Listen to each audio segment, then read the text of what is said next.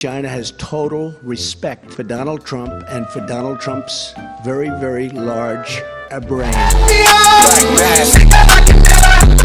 Love him or hate him, Donald Trump has always been a controversial figure.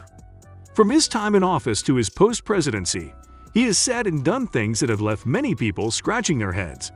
November 7, 2020 will be forever remembered as the day that Trump's campaign announced a press conference at the Four Seasons in Philadelphia, only to later clarify that it was Four Seasons Landscaping.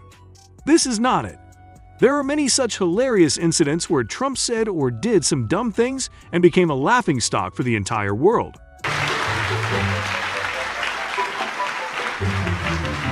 So let's dive into the video and revisit some of those moments. Here we begin. Claiming wind turbines kill American bald eagles. Donald Trump has been quite vocal about his concerns regarding the dangers of wind turbines for birds. In a speech at a Turning Point USA conference in 2019, he stated, "A windmill will kill many bald eagles." He explained that after a certain number of bird fatalities, the windmill has to be turned off. However, he also questioned why windmills were allowed to destroy the bird population, when killing a bald eagle could land you in jail.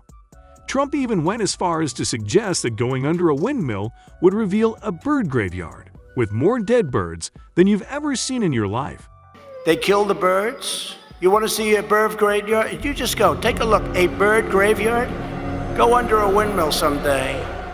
While estimates for the total number of bird deaths per year by wind turbines are high, if Trump had talked about total bird populations, he would have been on safer ground. Joel Merriman, a former BirdSmart wind energy campaign director for the American Bird Conservancy, looked at 3 studies published between 2013 and 2014 and found that approximately 538,000 wind turbine-caused bird deaths occur in the U.S. each year. However, when factoring in the size and number of turbines, that number increases to 681,000. Dumbest take on COVID-19. In the face of growing concern over the spread of coronavirus in the U.S., President Trump is urging Americans to remain calm. "It will go away. Just stay calm." He added, "Be calm. It's working out, and a lot of good things are going to happen." During a press conference in the midst of the COVID-19 pandemic, Trump suggested that injecting disinfectant could potentially cure the virus. Medical professionals quickly spoke out against this dangerous and incorrect statement. Furthermore, to address the economic fallout from the pandemic, Mr. Trump went to the Capitol, accompanied by Vice President Pence, Treasury Secretary Steven Mnuchin, and Economic Advisor Larry Kudlow, to meet with Republican lawmakers. He is optimistic about the party's plans to counter the economic impact of the coronavirus, which has caused the markets to tumble and created uncertainty for millions of working Americans. "You'll be hearing about it soon," he promised reporters, touting the great unity within the Republican Party. Trump and speeches. During a speech at the United Nations in 2017, Trump referred to North Korean leader Kim Jong-un as Rocket Man, which drew criticism for being unprofessional and potentially escalating tensions between the two countries.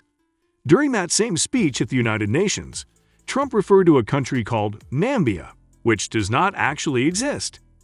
This mistake drew criticism and confusion from people around the world, with some wondering if Trump was confused about the real countries in Africa.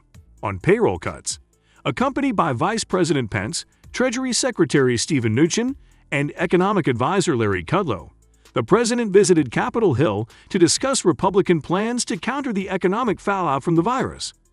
Vice President Pence announced that the president was calling for payroll tax relief, along with aid for hourly and blue-collar workers lacking paid family leave.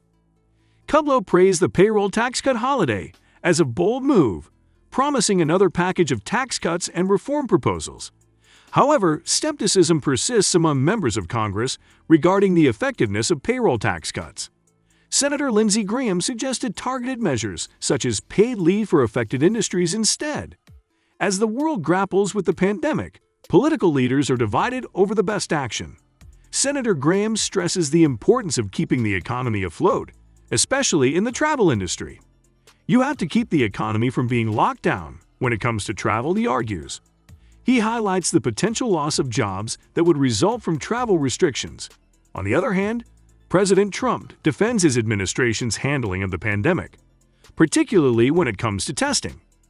When asked about the slow ramp-up of coronavirus testing, Mr. Trump maintains that the U.S. has done a good job. "No, I think the U.S. has done a very good job on testing," he responds to CBS's Norah O'Donnell. Trump trying to buy Greenland. Well, Greenland, I don't know, it got released somehow. It's just something we talked about. Denmark essentially owns it. In 2019, news broke that Trump had expressed interest in buying Greenland, a move that was met with confusion and ridicule from many people. Foreign policy experts pointed out that Greenland is an autonomous territory of Denmark and not for sale. The wall statement, "I will build a wall and make Mexico pay for it," are hands down one of the dumbest things Trump has ever said. We're going to build the wall. We have no choice. We have no choice. Build that wall. Build that wall. Build that wall. So, we're going to build it. Who's going to pay for the wall? 100%. While his cult-like fans erupt in joy and cheerful clappings, the variations of these statements are even more hilarious. He sometimes claims that Canada will pay for the wall, and sometimes it pays for itself. The source of finance for the wall is still a mystery. Dumb speech on immigration. In his speech, the former president addressed the American people about the crisis at the southern border. He acknowledged the severity of the situation, saying, "Illegal immigration affects the lives of all Americans." He highlighted how it harms American workers, burdens taxpayers, and undermines public safety. The former president emphasized the enormous strain that illegal immigration places on local schools, hospitals, and communities. "It takes precious resources away from the poorest Americans who need them most," he said. In addition, he pointed out the cost of illegal immigration, which amounts to billions of dollars each year. Despite this, he reaffirmed that America remains a welcoming country. The former president mentioned that since 1970, the U.S. has issued 40 million green cards, providing many people permanent residency and a path to citizenship.